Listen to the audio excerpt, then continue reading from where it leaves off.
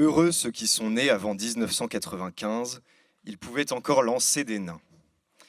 Mesdames et messieurs, c'est avec un enthousiasme mesuré, puisque nous parlons d'un géant à la verticalité contrariée, que le Cercle Droit et Liberté vous reçoit aujourd'hui.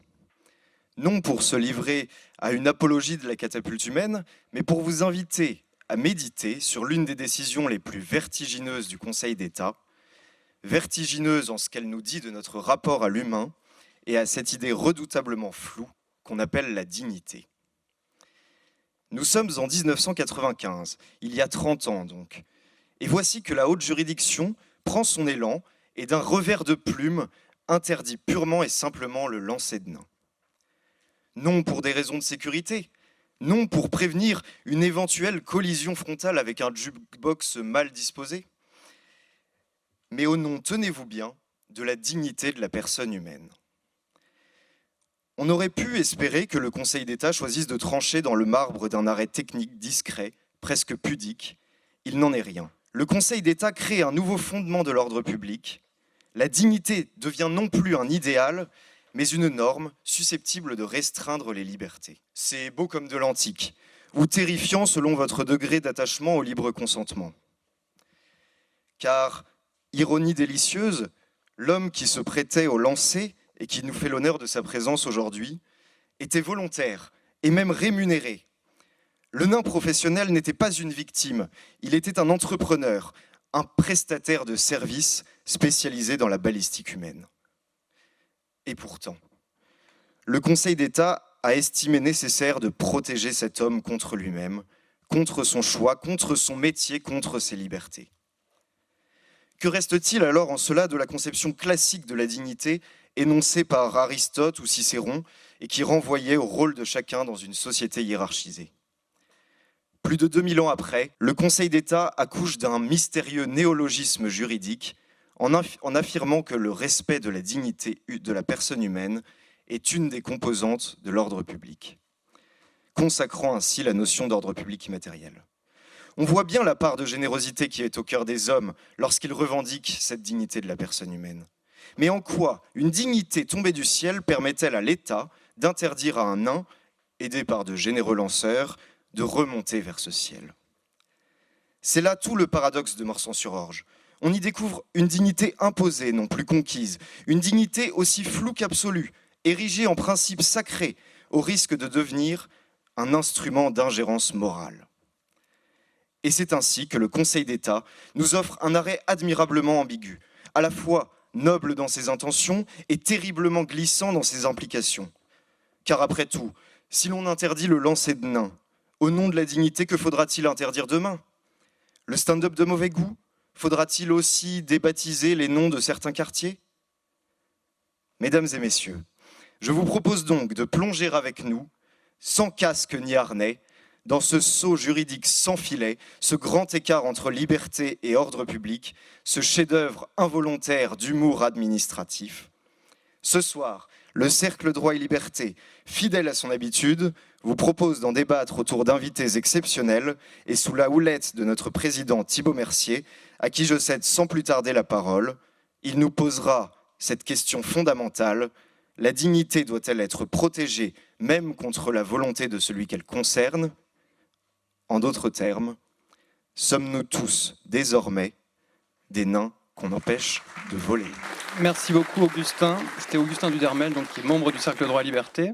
Ce soir, j'ai le plaisir d'animer cette conférence sur un sujet qui peut paraître en apparence anecdotique, mais qui, en réalité, a eu un impact fondamental dans notre ordre juridique. Il y a 10 ans, à l'occasion des 20 ans de Morsan-sur-Orge, il y a eu déjà un colloque pour fêter cet anniversaire, ces 20 ans, avec un aréopage de professeurs, de conseillers d'État, de juges. Mais il n'y avait pas les principaux protagonistes de l'affaire. Et c'est ce que nous allons réparer ce soir, puisque nous voulons vous rappeler que le droit, c'est avant tout une histoire d'hommes, d'hommes avec un grand H.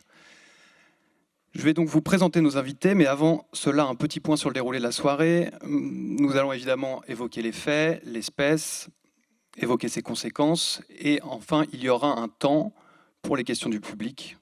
Donc nous vous donnerons la parole, ne vous en faites pas. Notre premier invité est docteur en droit. Il est inscrit au barreau de Marseille depuis 1977.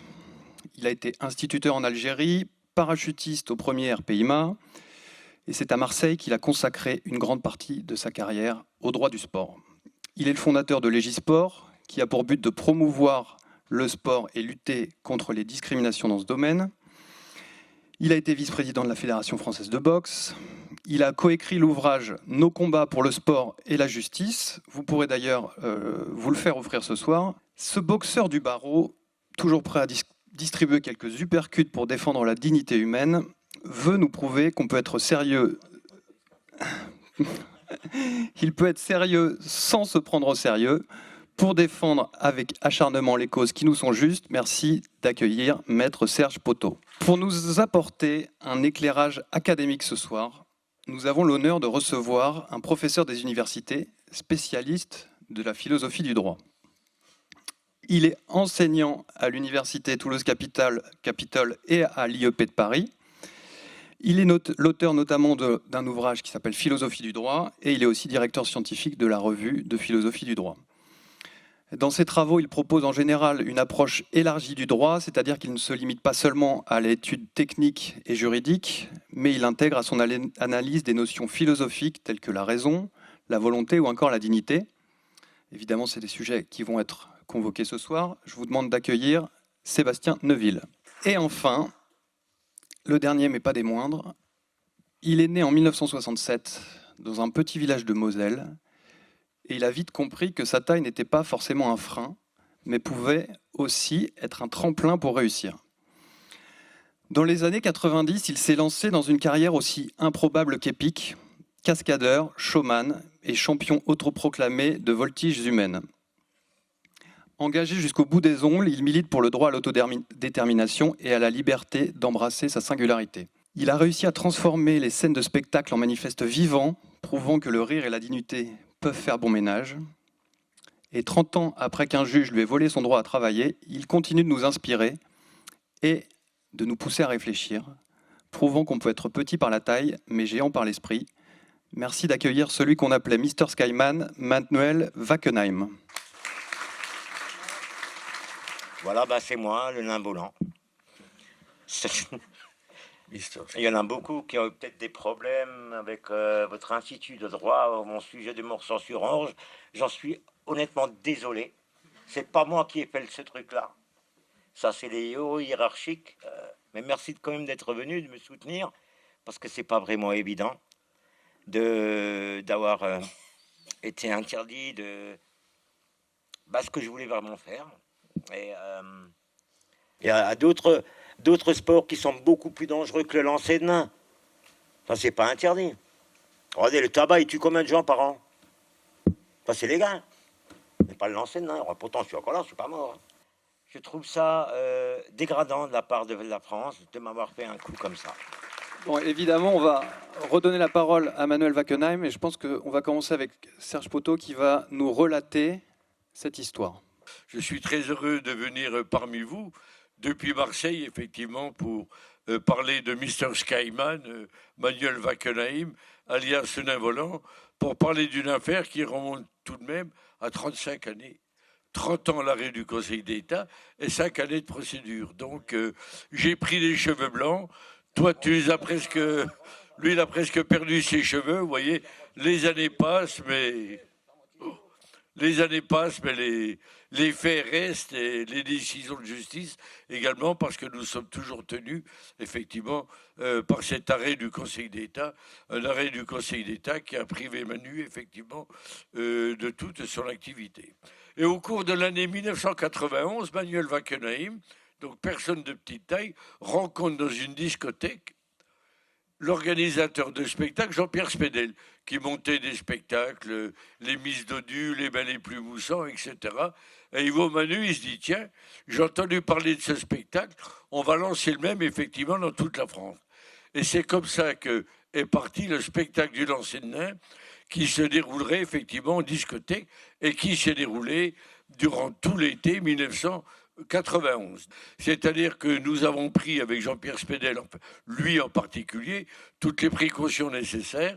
on l'habille en petit footballeur américain, voilà encore sa tenue d'ailleurs, un casque, on met un matelas sur le sol, un matelas gonflé pneumatique, 2 anses sur le dos, un petit casque, et on le lance. Alors, oh, attention les bonnes âmes, on ne le lance pas 10 mètres, on ne le lance pas 20 mètres, on ne le lance pas loin. C'est pour ça que quand on dit qu'il y a atteinte à la dignité de l'homme, quel homme peut lancer loin un poids de 44 kilos? Je pose la question. On lance Manu à 40 cm, à 50 cm de haut. Dire que c'est un spectacle qui porte atteinte à la dignité humaine, c'est tout à fait renversant. Peut-être pour rebondir là-dessus, comment ça se passait concrètement? Est-ce que les gens qui vous lançaient, Manu, si vous pouvez répondre, est-ce qu'ils étaient respectueux avec vous? C'était bon enfant?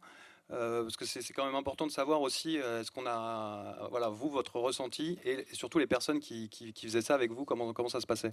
Oui, bien sûr, il y avait jamais aucun problème. Tout le monde a participé comme il fallait l'être. Et les gens, ils s'inscrivaient, ceux-là qui voulaient. Bon, ils n'étaient pas forcés, soit ils voulaient ou ils voulaient pas, quoi. Alors, et à la fin du show, on prenait toujours 2 femmes pour les faire participer aussi un petit peu, quoi. Mais bon, j'étais pas loin, tu sais, la plupart du temps, quand ils me soulevaient, ils se cassaient la gueule, enfin bref. C'était un spectacle, effectivement. C'était pas méchant, c'était amusant. Alors, dans la boîte de nuit, qui veut lancer Mr. Skyman, alors tu as un ou deux balaises ou même une fille qui se présentait, moi je veux le faire. Et donc, comme vous disiez, octobre 91, l'indignation médiatique commence. Alors, octobre 1991, sur la défunte chaîne TV5, Jean-Pierre Elkabbas amuse la galerie en disant « Moi, ce spectacle, ça me prend là », en montrant effectivement ses glandes du dessous, et dire « Il faut que ça cesse ». Mimi Mati en remet une couche, effectivement, et à ce moment-là, la polémique a démarré, la bataille médico-médiatique et juridique a commencé, mais le spectacle a continué. Mais à ce moment-là, le ministre de l'Intérieur, qui s'est ému, suivant la pression, effectivement, de Mimi Mati en particulier, parce que c'est quand même elle qui nous a fait le plus de tort, le ministre prend une circulaire. Alors, vous allez voir le courage du ministre. Le ministre prend une circulaire qu'il adresse au préfet, et il demande au préfet de demander au maire d'interdire le spectacle lorsqu'il se produira dans leur commune dans une discothèque. C'est-à-dire que ni le ministre a le courage d'interdire un spectacle, que le préfet n'a pas le courage non plus de prendre un arrêté préfectoral pour interdire le spectacle. On demande au maire d'interdire le spectacle. Et c'est comme ça, effectivement, que le premier arrêt, celui de Morsan-sur-Orge, le maire de Morsan-sur-Orge prend un arrêté municipal pour dire ce spectacle est dégradant, j'en demande l'interdiction. Évidemment, comme c'était le gagne-pain de Manu, et puis pour nous, moi avocat, et pour le producteur, effectivement, c'était pas acceptable, nous saisissons le tribunal administratif de Versailles. Qu'est-ce que fait le tribunal administratif de Versailles? Il annule l'arrêté municipal. Et le maire de Morsan-sur-Orge, puisque c'est pour ça que dans les grands arrêts de la jurisprudence administrative, on parle de l'arrêt de Morsan-sur-Orge, saisit le Conseil d'État. Peut-être, avant de parler de l'arrêt du Conseil d'État, Oui. Quels étaient vos arguments devant le tribunal administratif et pourquoi il vous a donné raison? Il nous a donné raison parce que il y a des critères dans l'ordre public. Il y a 3-4 critères dans l'ordre public. La salubrité publique n'est pas concernée. Les troubles publics, il n'y en avait pas. La santé publique, il n'y en avait pas. Alors, on ne pouvait pas invoquer un autre motif que ceux-là. Et c'est la raison pour laquelle les maires comment dirais-je, les tribunaux administratifs, en disant il n'y a pas d'atteinte à l'ordre public, puisque les critères de l'article L132.2 du Code administratif, qui est maintenant le Code des collectivités territoriales, dit l'arrêté ne rentre pas dans les clous des pouvoirs du maire pour atteinte à l'ordre public. C'est un spectacle comme un autre. Il ne provoquait pas de déferlement de foule, il ne provoquait pas d'épidémie, il ne provoquait pas de danger public ou de danger même pour la personne. Donc le tribunal administratif de Versailles, et Dieu sait si la réputation du tribunal administratif de Versailles ne peut pas être mise en cause, les commissaires du gouvernement ont tous fait des conclusions que j'ai ici, effectivement, pour dire il n'y a pas d'atteinte à l'ordre public, donc nous annulons l'arrêté, avec une condamnation de 10 000 francs à chaque fois pour les maires. Voilà.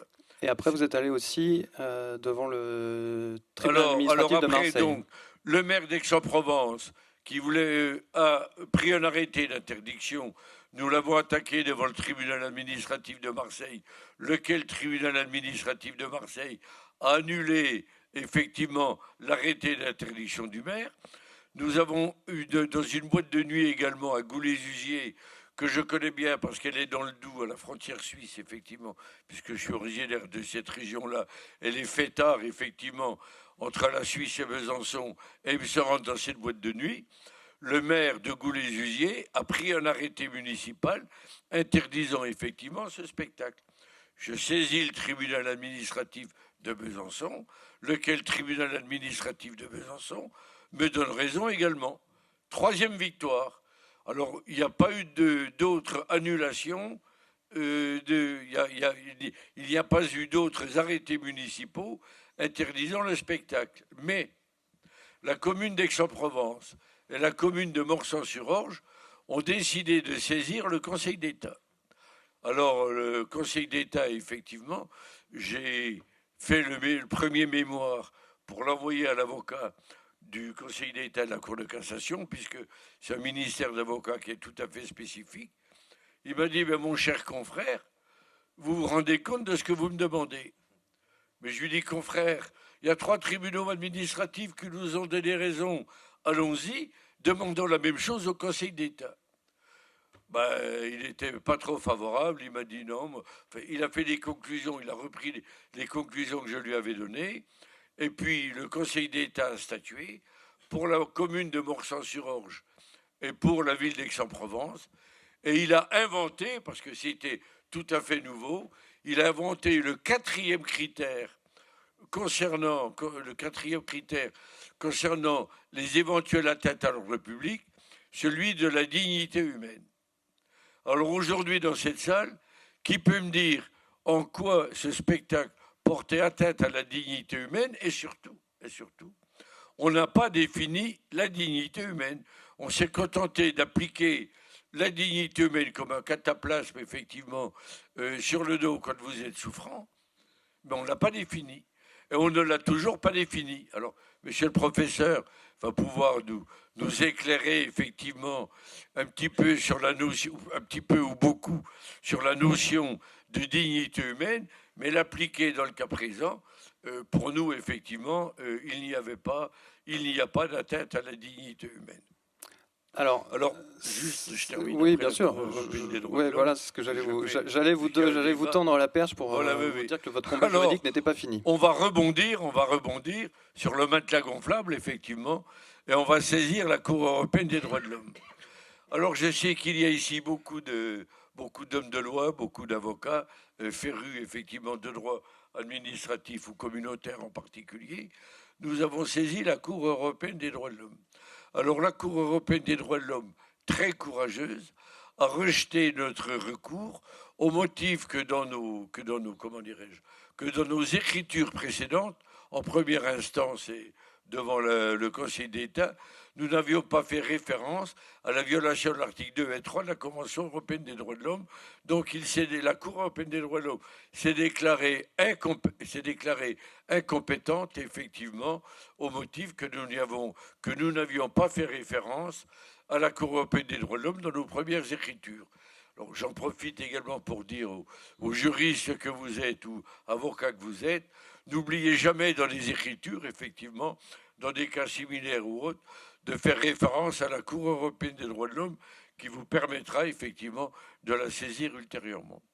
Puis nous avons saisi également la Commission des droits de l'homme de l'ONU qui a rejeté notre demande au motif qu'il y avait effectivement atteinte à la dignité de l'homme, sans d'ailleurs préciser en quoi il y avait atteinte à la dignité.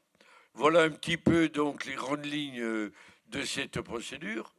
J'ajouterai également que lorsque Manu a perdu son emploi, on s'est adressé à la CEDIC parce que Manuel avait fait l'objet d'un contrat de travail, de fiches de paye, il était parfaitement en règle, et la syndic a refusé de l'indemnité au motif qu'il n'avait pas assez d'heures travaillées. C'est-à-dire, comme je l'avais dit à un journal, il n'avait pas assez d'heures de vol. Il n'avait pas assez d'heures de vol, alors on lui a refusé les indemnités de la syndic. Mais franchement, dans quel monde on est? Alors Manu, il est retourné dans son village, à Forbach, puis maintenant à Sarreguemines. Je ne dirais pas qu'il a traîné sa misère, parce que maintenant, ça fait 30 années qu'il zone, effectivement, il faut le dire. Il n'a pas retrouvé d'emploi. Il a eu après une pension à la Cotorep. Et voilà comment un jeune garçon qui avait trouvé du travail, qui dans ce travail avait retrouvé de la dignité, parce que pour moi, un des éléments de la dignité de l'homme, c'est le travail. Alors un garçon qui retrouve sa dignité, qui a du travail, qui gagne de l'argent, et puis également qui a plaisir dans son travail et qui devient une petite vedette, c'est-à-dire qui a la reconnaissance sociale de son statut et de sa nature. Eh bien ça, le Conseil d'État l'a brisé comme on brise des verres ou un vase de porcelaine. Et c'est tout à fait dommage, parce que nous attendons toujours, effectivement, qu'est-ce que c'est que la dignité humaine. Nous, on ne le sait toujours pas. Alors en parlant d'indignité, je pense qu'il est temps de donner la parole au professeur Sébastien Neuville, qui va nous donner peut-être déjà une définition possible du mot dignité. Alors, merci beaucoup. Alors, c'est un grand honneur pour moi. Enfin, c'est la première fois dans mon existence d'universitaire que je me retrouve confronté à cette situation de parler devant l'une des personnes qui peut-être, pour les étudiants en droit en tout cas, est parmi les plus célèbres et dont on parle beaucoup habituellement dans les cours. Et donc, c'est quelque chose qui est assez émouvant de ma part. Alors, quel sens peut-on donner au mot dignité? Enfin, je pense que c'est la question qui est, depuis le début, on évoque cette question. Et en fait, je pense que le sens a beaucoup évolué avec le passage du temps. Et il y a peut-être la première période, en remontant un peu loin, la question de l'Antiquité. En fait, dans l'Antiquité, on ne parle pas directement de la dignité. On utilise des termes qui sont plus ou moins synonymes. On va parler de la maîtrise de soi, on va parler de la conformité à la raison universelle, la capacité de vivre selon des principes moraux et rationnels. On va parler de la vertu, on va parler du bien. On ne parle pas explicitement de la dignité, on préfère évoquer habituellement les dignités, donc les dignitaires, ceux qui ont une mission particulière, mais ce n'est pas la dignité en tant que telle. Et en fait, c'est plutôt dans la Bible que l'on trouve cette référence au mot dignité. Plus précisément, il y a une seule référence au mot digne dans la Bible, c'est dans l'Apocalypse, où il est dit « Tu es digne, notre Seigneur et notre Dieu », c'est-à-dire qu'en fait, il n'y a que Dieu qui est digne. Tu es digne de recevoir la gloire, l'honneur et la puissance, etc. En fait, Dieu seul est digne. Et qu'en est-il de l'homme? En fait, l'homme n'a pas la dignité en lui-même. Il a la dignité parce qu'il est créé à l'image et à la ressemblance de Dieu. Et donc, il tient sa dignité du fait d'être créé par Dieu parce qu'il est à son image. Et donc, l'homme n'est pas digne en tant que tel. Et en fait, il faut attendre une troisième étape, c'est-à-dire le siècle des Lumières, pour voir apparaître de nouveau la dignité, mais une dignité non plus qui est en lien avec Dieu, mais une dignité qui est inhérente à l'homme. L'homme est digne non pas parce qu'il est créé à l'image de Dieu, mais parce qu'il est homme. Et c'est la position en particulier de Kant. Emmanuel Kant considère que la dignité est inhérente à chaque être humain. Alors je passe un peu sur quelques citations, et Rousseau, de la même manière, dans le contrat social, évoque la dignité de l'homme et il considère qu'elle ne consiste pas dans les qualités extérieures, mais dans la capacité à être moral et raisonnable. Alors à la période contemporaine, on voit réapparaître la notion de dignité, peut-être avec la double référence à la fois à la Bible et aux Lumières, et c'est dans une époque évidemment qui est aux alentours de la Seconde Guerre mondiale, ou plus précisément peut-être après la Seconde Guerre mondiale. Emmanuel Mounier, par exemple, insiste sur le fait que la dignité est inhérente à la personne, mais en tant que philosophe, mais aussi en tant que chrétien, il insiste sur le fait qu'elle est fondée sur la vocation spirituelle et relationnelle de l'homme. La même idée se trouve chez Edith Stein, qui insiste sur la dignité comme étant fondée sur le caractère spirituel et personnel de l'homme, ou Elisabeth Anscombe, qui éprouve une certaine méfiance, et je pense que c'est assez intéressant, on verra par la suite, une méfiance à l'égard de l'usage du mot dignité, car il est souvent employé sans fondement métaphysique solide, dit-elle. Alors cela ne signifie pas qu'elle refuse la notion de dignité humaine, mais elle montre l'un des risques de la dignité, c'est-à-dire son absence de fondement métaphysique solide. Donc, à l'origine, c'était un principe plutôt moral et philosophique, religieux même. C'est un principe donc qui est plutôt, alors, premièrement, peut-être pourrait-on dire religieux. Ensuite, un principe qui devient métaphysique, mais métaphysique lié au siècle des Lumières. Et on voit réapparaître effectivement, donc au XXe siècle, cette idée comme étant un fondement qui est à la fois métaphysique et religieux, sauf peut-être chez un auteur en particulier, Martha Nussbaum, qui va insister sur le fait, eh bien, comme l'a fait Kant ou Rousseau, sur le fait qu'il existe une dignité intrinsèque, qui est simplement, qui résulte du fait d'être un être humain. Tout être humain dispose d'une dignité. Donc, vous l'avez bien montré, ce n'était absolument pas un principe juridique à l'origine. Alors non, ici on est dans une approche qui est purement philosophique. Donc à partir de quand peut-on commencer à voir poindre ce principe de dignité de l'être humain dans le droit? Alors en fait, ça correspond précisément au retour de la dignité, de la réflexion sur la dignité que j'évoquais, donc après la Seconde Guerre mondiale. C'est-à-dire qu'à cette époque-là, eh bien, on retrouve cette idée qu'il faut insister sur la dignité de l'être humain, parce qu'on a vu effectivement au XXe siècle toute forme d'indignité des personnes, enfin, on connaît toute la situation de la Seconde Guerre mondiale. Mais en fait, ce qui réapparaît, c'est une vision qui est plus kantienne, qui est plus rousseauiste, et donc la dignité est perçue comme un outil de protection des êtres humains, avec toute une série de textes qui vont apparaître, qui sont bien connus, je vais les citer, mais sans rentrer dans les détails. Évidemment, la Déclaration universelle des droits de l'homme en 1948, qui insiste sur la dignité inhérente à tous les membres de la famille humaine. La loi fondamentale allemande en 1949, la dignité de l'être humain est intangible. La Convention européenne des droits de l'homme n'évoque pas directement la dignité, mais ce qui est intéressant, c'est qu'un arrêt postérieur de la Cour européenne en 1995 va considérer que l'essence même de la Convention est le respect de la dignité.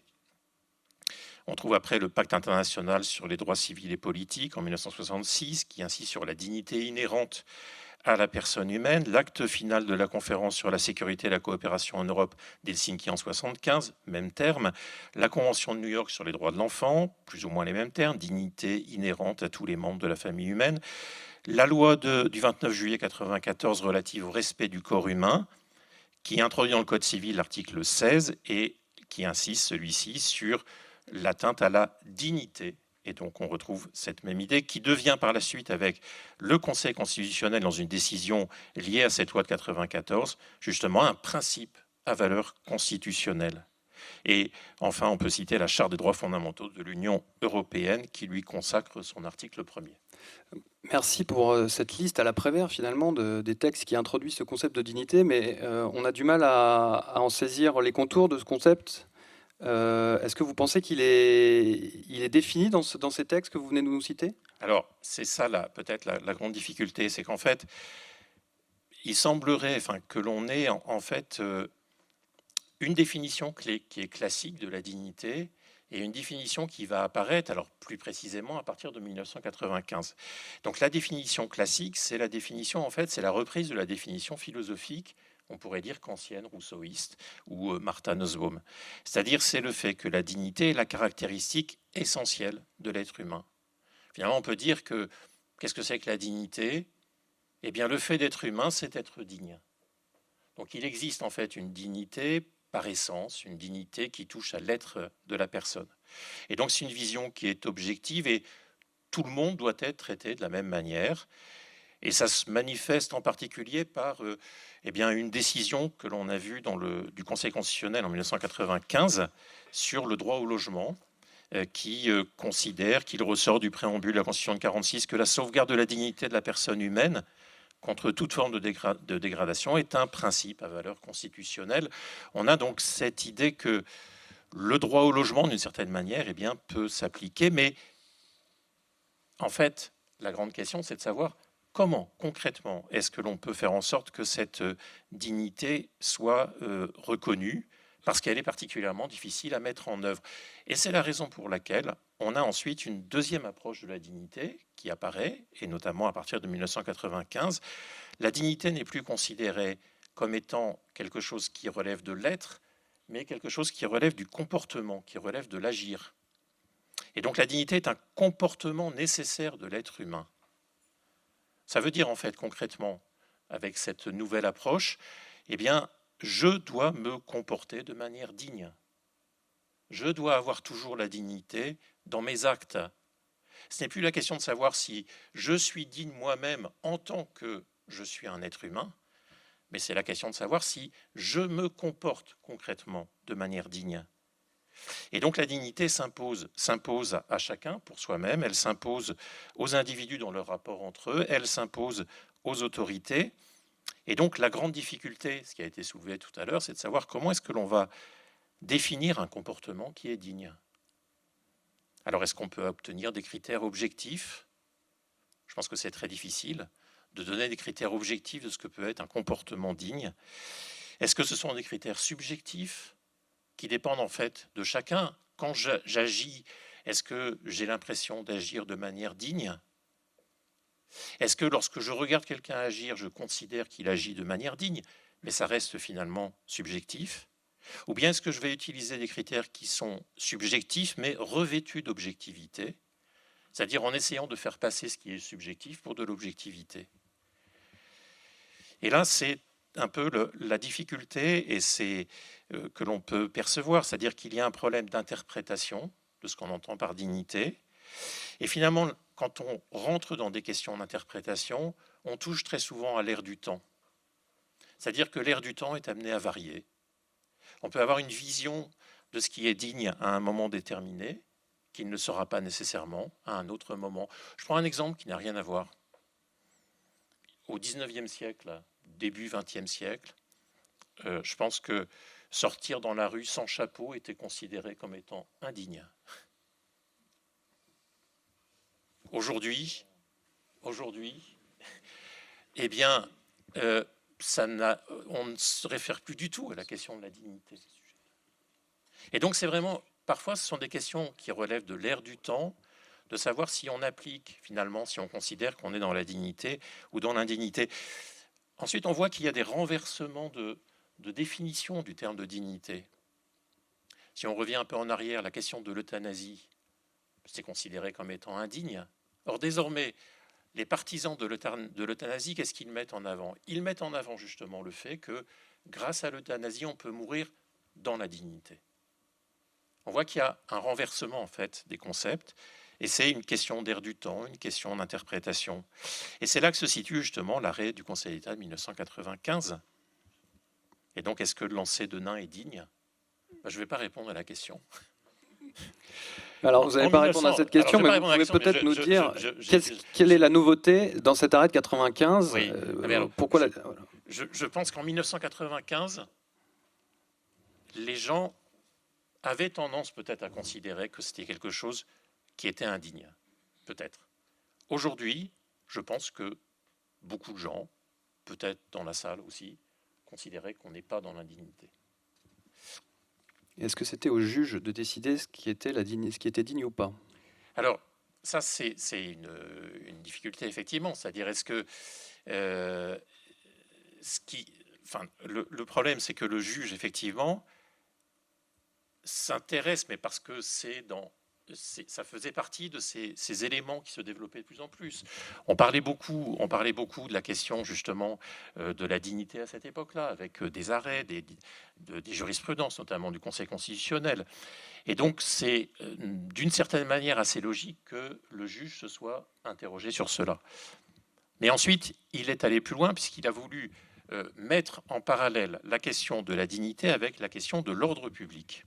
Qui est une des grandes nouveautés de cet arrêt de 95. Donc effectivement, c'est-à-dire est-ce que l'on peut faire rentrer la dignité dans l'ordre public? Alors c'est déjà été relevé, donc je ne vais pas revenir dans tous les détails. On avait traditionnellement un ordre public classique, et donc qui était un ordre public matériel, extérieur, donc qui reposait sur des notions, on peut dire, assez précises. Le bonheur, la tranquillité, la sûreté, la sécurité, la salubrité publique.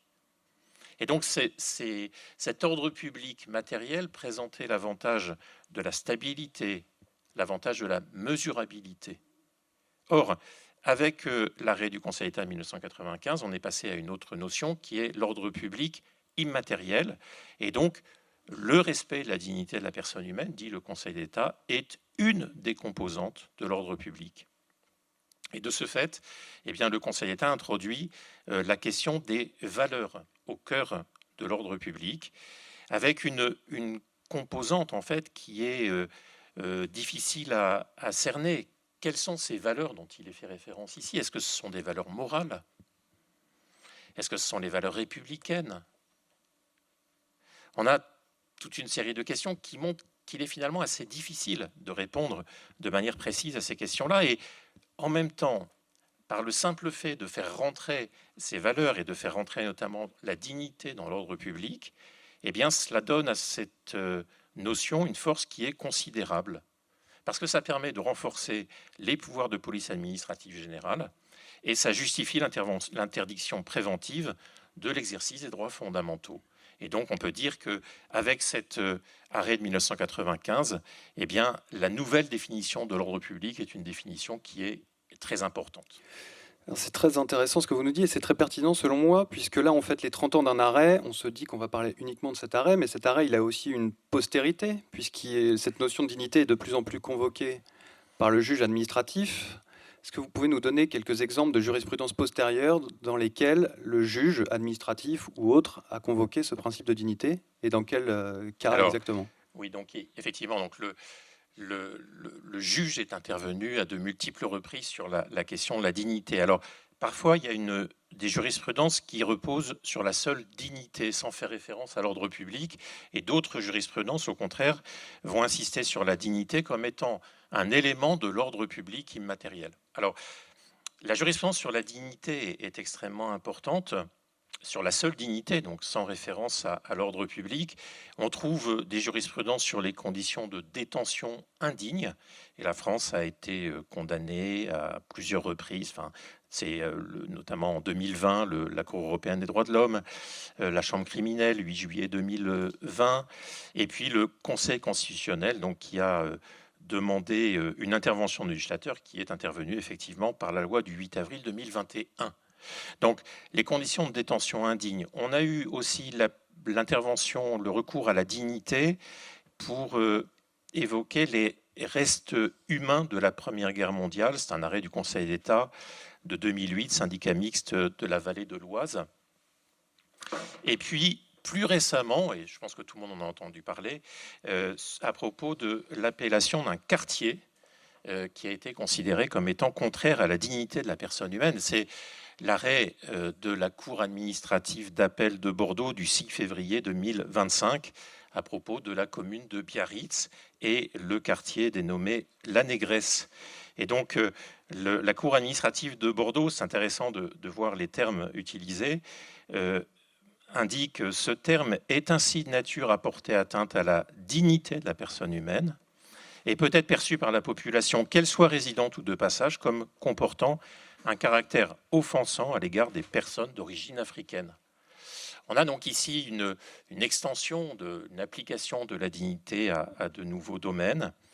Bon, ce qui pose des questions de savoir si ce sera appliqué dans tous les cas de figure. Enfin, en préparant l'intervention, je pensais à un quartier en particulier de la ville de Toulouse qui s'appelle les Trois Cocus.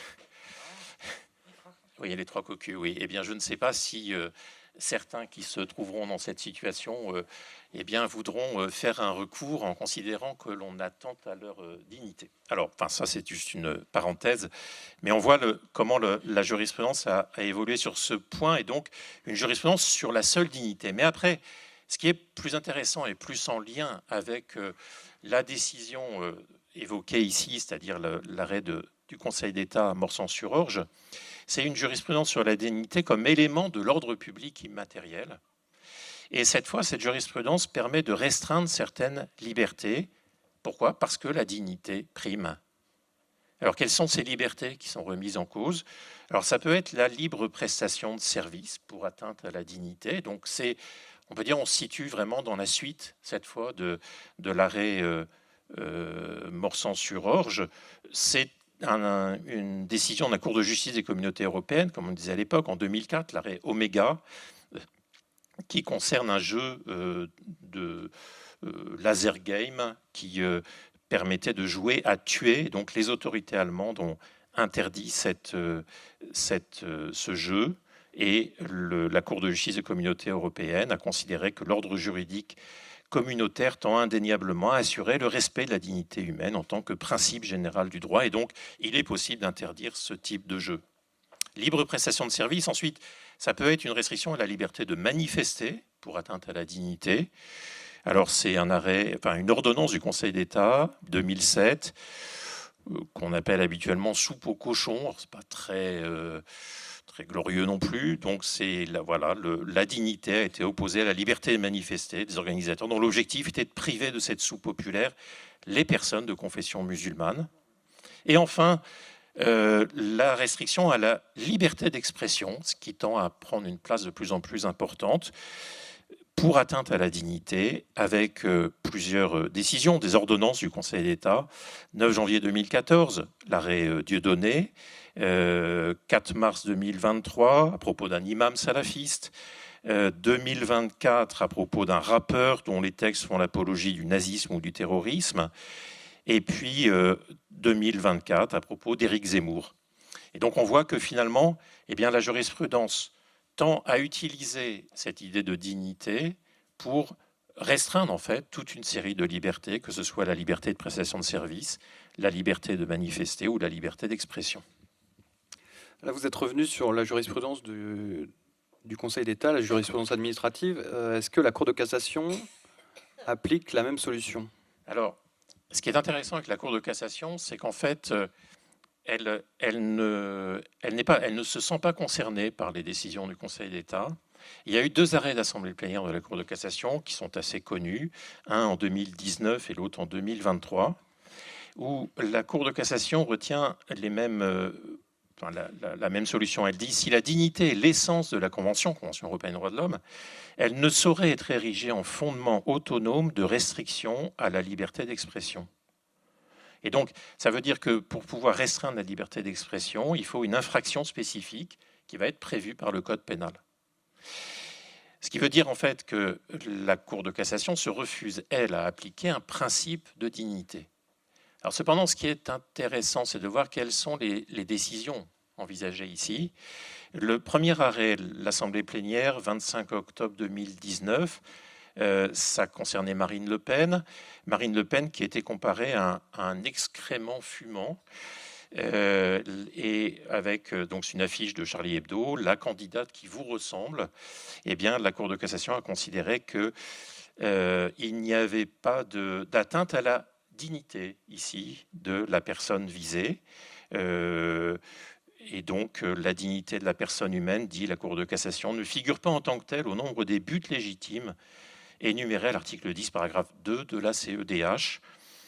Et elle ajoute, si la dignité est l'essence de la Convention, elle ne saurait être érigée en fondement autonome des restrictions à la liberté d'expression.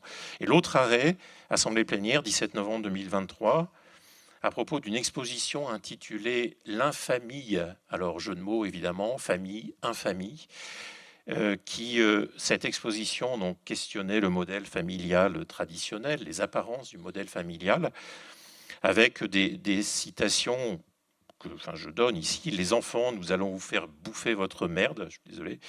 Les enfants, nous allons vous sodomiser. Les enfants, nous allons vous couper la tête. Nous allons vous découper et vous bouffer. Nous allons vous violer. Alors, est-ce que c'est de l'humour? Est-ce que c'est du second degré? En fait, la Cour de cassation confirme l'argumentation de 2019 et insiste sur le fait que, on ne peut pas restreindre la liberté d'expression. Alors, c'est intéressant, ces jurisprudences, Et la question se pose, est-ce que le Conseil d'État aurait agi, aurait tranché de la même manière? Et en fait, la réponse reste ouverte, évidemment. Et on voit ici, enfin, me semble-t-il, une question de dignité qui est un peu élastique, en fait, me semble-t-il. Et donc qui est laissé à l'appréciation du juge du Conseil d'État ou de la Cour de cassation. Oui, en fait, oui.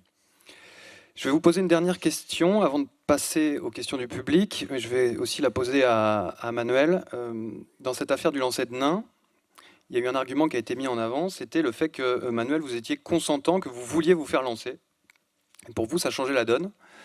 Donc vous, est-ce que vous vous êtes senti indigne? Est-ce qu'on a forcé votre consentement? Est-ce qu'on vous a vraiment forcé? Est-ce que vous l'avez fait librement ou... Non, je l'ai fait par mon propre choix.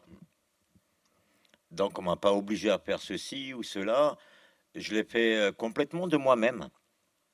Je le regrette pas. Si ça serait à refaire quelques années en moi, ben, j'y reviens. Il n'y a aucun problème. C'était pas parce que vous aviez besoin d'argent ou parce que vous aviez une contrainte? Non, j'ai pas fait ça pour la célébrité, pour l'argent. C'était plus pour le contact humain. Je l'ai fait de mon plein gré. Hein. On a- Besoin d'exister. Voilà. Donc on pourrait même Mais- dire que ce travail vous a donné de la dignité. On vous a enlevé votre dignité finalement. Ben, ouais, c'est à peu près ça, ouais. Ben là, au moins, je me suis retrouvé au milieu des gens, du monde, quoi, en fait. Et puis, l'État français m'a privé de ça. Merci beaucoup Manuel Wackenheim. Merci. Cette histoire du consentement, monsieur le professeur, voilà. Qu'est-ce que vous en pensez, vous? Alors, Mais c'est quand même très bien d'avoir un point de vue pratique, voilà, Oui, d'une bien personne sûr. qui était C'est-à-dire, consentante. Voilà. effectivement, donc, et je rebondis un peu sur la question de la dignité du travail. Enfin, effectivement, on peut considérer que le travail est digne, c'est-à-dire il y a vraiment une dignité du travail et ça fait partie des éléments qui permettent à la nature humaine de pouvoir se développer. Alors, je reviens sur la question du consentement. On insiste beaucoup actuellement sur la question du consentement. Sur le fait que le consentement ne doit pas être vicié, mais ça a toujours été le cas, et sur le fait que le consentement doit être réitéré. Alors, notamment, enfin, dans les logiques, l'acte sexuel, eh bien, le consentement doit être réitéré, on pourrait pratiquement dire à chaque étape. Et donc, c'est vraiment l'insistance sur le consentement. Il faut pouvoir consentir. Alors, la question qui se pose, c'est est-ce que le fait de consentir suffit à créer un rapport juridique? Est-ce que le consentement est l'élément suffisant? Est-ce qu'il ne faut pas d'autres éléments en plus? En droit civil, il y a quand même des notions qui existent, hein, qui restreignent la création du contrat. Ce n'est pas simplement l'échange du consentement, ce qui permet la création du contrat, mais il faut que le contrat il respecte l'ordre public et les bonnes mœurs. Et donc, on peut éventuellement ne pas autoriser certains contrats, même s'il y a un consentement. Ça, c'est ce que prévoit, c'est la règle prévue par le Code civil. Et donc, c'est un point qui est quand même assez important. Ce n'est pas parce qu'on consent à quelque chose que c'est nécessairement autorisé et que ça doit nécessairement se développer. Alors, question supplémentaire, est-ce que le consentement suffit à rendre une pratique moralement et juridiquement acceptable? Alors on pense à des questions qui sont soulevées à l'heure actuelle. Alors on s'écarte évidemment de la question du lancer de nains ici, mais c'est la question de la prostitution, la question de la gestation pour autrui. Alors gestation pour autrui, on évoque beaucoup à l'heure actuelle la gestation pour autrui éthique.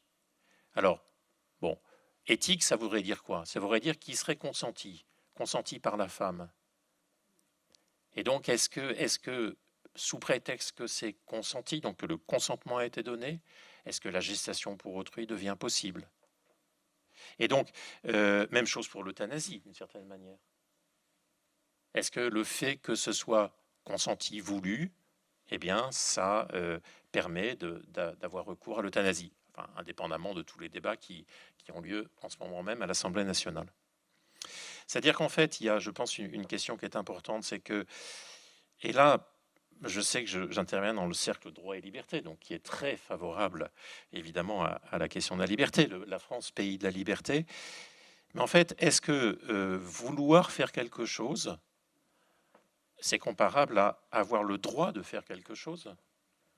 Je pense que le droit est là parfois pour mettre quelques limites. Je ne parle pas de cet arrêt en particulier ici, mais je parle de manière générale.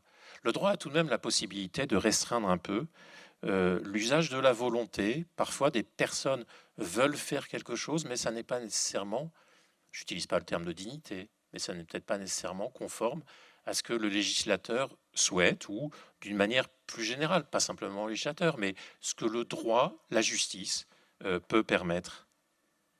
En fait, peut-être que la véritable liberté, on revient sur la question qui est quand même assez fondamentale, eh bien, c'est peut-être aussi d'accepter les contraintes parfois. Et donc, de pas nécessairement, le droit n'a pas nécessairement à donner la possibilité de faire tout ce que l'on veut. On entre facilement à l'heure actuelle dans un droit qui est un droit fondé sur le désir. Ce n'est pas parce que je désire faire quelque chose que le droit doit nécessairement se soumettre. Et je ne parle pas ici de la question... Bon, je vais vous donner ma vision des choses à l'heure actuelle. Je pense qu'aujourd'hui, l'arrêt Morsan-sur-Orge n'aurait pas lieu d'être. Voilà. Je pense de manière claire et nette. Mais dans d'autres domaines, eh bien, évidemment, les mêmes questions peuvent se poser sur savoir s'il faut parfois restreindre l'usage de la liberté. Ce n'est pas parce qu'on a une volonté de faire quelque chose, qu'on a un désir de faire quelque chose, que nécessairement le droit doit suivre.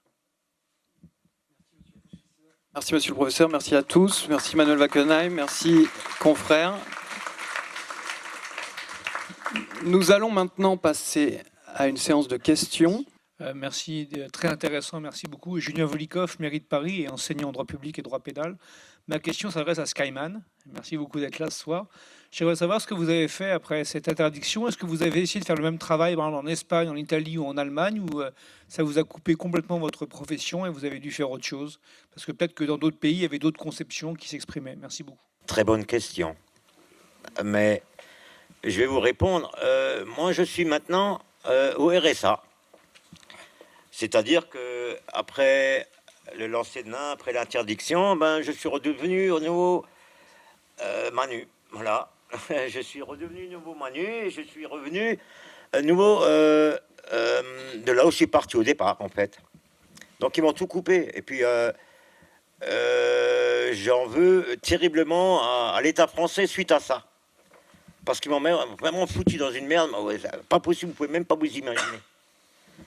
Et puis, je suis en train de vivre avec ça. Le lancer de nain avait été lancé en France, donc par Fun Production. C'était un producteur de spectacle, parce qu'il avait eu effectivement connaissance de ce type de spectacle en Espagne, en Australie, en Nouvelle-Zélande. Alors vous savez, ça va, ça vient, on va faire ça un an dans une boîte de nuit, c'est une mode, après ça s'arrête. Mais c'est vrai que ça existe. Nous, on avait été à la télévision allemande, tu te rappelles, et on avait eu effectivement un contact avec des personnes qui faisaient ce spectacle. Et lui, Manu, quand ça a été interdit en France, effectivement, on a dit on va essayer de se rapprocher devant des organisateurs espagnols, allemands et tout. On a eu des difficultés, c'était comme ça, et ça ne s'est pas fait. Sur l'interdiction d'un jeu en Allemagne, sous prétexte, au motif que ce jeu permettait de tuer des personnes, mais dans ce cas-là, comment vous expliquez qu'on puisse encore commercialiser aujourd'hui certains jeux, notamment des jeux vidéo, où l'on peut effectivement aussi jouer à tuer? Est-ce qu'il n'y a pas une contradiction aussi de ce côté-là? La société Omega proposait à ses clients de jouer à tuer dans un jeu laser type laser game. Je n'ai pas repris davantage. Ça, ce sont les faits donnés par la Cour de justice. Et donc, les autorités allemandes ont interdit ce jeu et la Cour de justice a considéré que c'était possible pour les autorités allemandes d'interdire parce que ça portait atteinte à la dignité humaine. Je pense qu'effectivement, c'est ouvrir la boîte de Pandore, parce que jouer à tuer, je pense qu'on n'a pas besoin d'un jeu vidéo pour jouer à tuer. Sans me prendre en exemple ou en mauvais exemple, mais quand j'étais dans la cour de récréation, que petit, ça m'arrivait quand même assez souvent de jouer à tuer mes camarades. Donc, d'une certaine manière, j'attentais à la dignité. Je n'ai pas été condamné pour autant. Ça me paraît quand même assez surprenant, cette jurisprudence.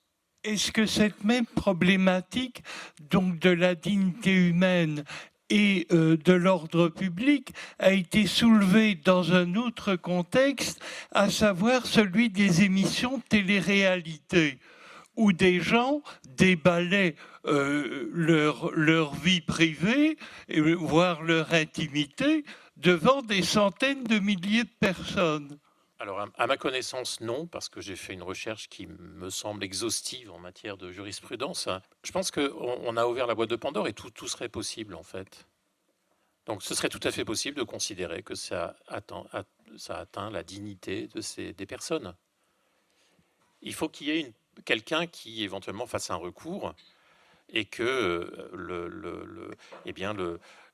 éventuellement on considère qu'on touche à l'ordre public, mais l'ordre public immatériel. À ce moment-là, si le Conseil d'État est saisi, il pourrait considérer que c'est une atteinte à la dignité. Et donc, comme la dignité fait partie des éléments de l'ordre public, on va pouvoir interdire. Mais s'il n'y a pas eu de saisine, alors ça pose une question, est-ce qu'il faut laisser à la jurisprudence, enfin, c'est une question qu'on avait eue au préalable dans la préparation, est-ce qu'il faut laisser à la jurisprudence déterminer ce qui relève de la dignité, ce qui est digne, ce qui n'est pas digne, parce qu'on a vu que la définition est extrêmement difficile. Enfin, je citais au début Elisabeth Anscombe, je pense que c'est très intéressant ce qu'elle disait sur le fait que la dignité, en fait, c'est un concept qui est employé sans fondement métaphysique solide. Alors, sans fondement métaphysique solide, j'aurais tendance à dire sans fondement juridique solide. Et c'est la dignité, en fait, en fonction de celui qui juge, qui va dire c'est objectif parce que je ne donnerai pas mon point de vue. En fait, qu'est-ce qu'on observe? On observe quand même que souvent, c'est plus ou moins le point de vue du juge qui est camouflé sous un dehors d'objectivité. C'est un peu dur et c'est un peu critique peut-être à l'égard du rôle du juge. Mais déjà Aristote soulevait ça. Il disait souvent le juge, en fait, j'ai pas la formule exacte, mais il disait il faut laisser le moins de cas possible entre les mains du juge. Il vaut mieux préférer la loi. Alors est-ce que c'est la loi qui doit définir ce qu'est la dignité? Ou est-ce que la loi doit dire on va se passer du terme de dignité qui est compliqué, on va essayer de trouver autre chose? Peut-être que ce serait mieux. Mais on voit ici la grande difficulté, savoir si on laisse ce concept, qui est un concept mou quand même, malgré tout, enfin, qui a une résonance forte du point de vue biblique que j'évoquais au début, mais après que l'on peut appliquer à tout bout de champ et de manière totalement inverse en fonction des circonstances, en fonction de l'ère du temps, qui change quand même beaucoup, c'est un concept qui est quand même assez dangereux, je pense. Et il faudrait mieux que ce soit le législateur, en ce cas-là, qui intervienne, pour dire ce qu'il entend clairement comme relevant de l'ordre public ou ne relevant pas de l'ordre public.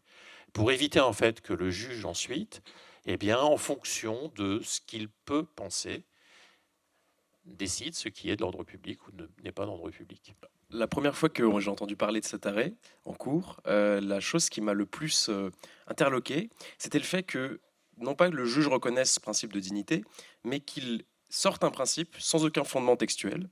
Et je voulais savoir, en tant que praticien, comment est-ce que vous avez réagi? Et puis surtout, est-ce que dans la profession, il y a un courant qui tend à rappeler à la lettre du texte et à essayer de retirer à la jurisprudence les aises qu'elle a pris elle-même?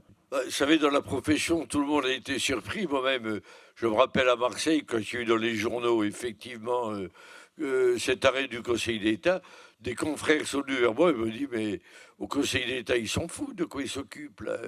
Il y a tous les jours il se passe des faits dans le sport ou dans autre chose où effectivement dans une usine sur un ring il se passe des choses, je ne vais pas dire épouvantables, mais beaucoup plus graves, beaucoup plus tragiques effectivement que le spectacle de Manuel, parce qu'il n'y a rien de tragique dans ce qu'il faisait. Il n'y a rien de tragique.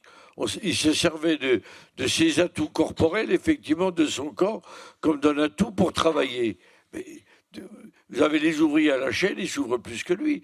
Vous avez un boxeur sur un ring, quand il est sonné de coups et que l'arbitre ne demande pas de l'arrêter, on porte vraiment atteinte à sa dignité. Donc c'est vraiment un épiphénomène.